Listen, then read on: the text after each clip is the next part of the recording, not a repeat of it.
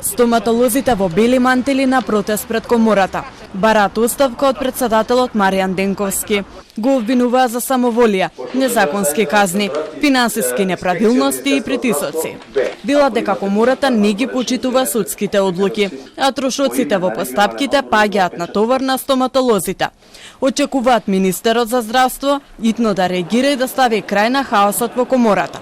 Јас сум една од жртвите на судот на честа, која битката ја доби на редовните судови во Македонија, на управниот суд, и тоа 2 пати бев даван и за двете пресуди во комората имам добијано во моја корист на управниот суд, но за жал се уште тие не се спроведени преку комора. Се надеваме дека конечно ова раководство, ова влада и ова министер сега што е, ќе се позанимава со овој случај за да се расчисти една повеќе децениска голгота на сите стоматолози во нашава држава.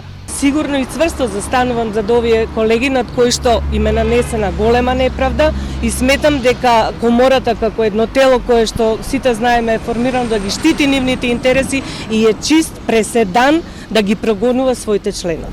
Председателот на комората Маријан Денковски тврди дека не знае за какви неправилности зборуваат стоматолозите и вели дека комората редовно е под инспекцијски надзор, кој потврдува незината коректна работа.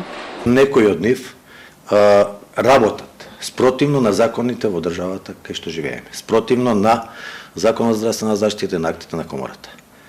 Конкретен случај, тие постапки за кои сега прашувате и да кои мислите, се уште во тек и не би сакал да коментирам, но едната е постапка започната од колешка, која е била директор на клинички центар во времето, мислам дека е кадар на ДУИ, и требала да знае дека печат во име на регионален одбор и подпис се става после состанок одржан на регионален одбор и во согласност со мнозинство од регионалниот одбор.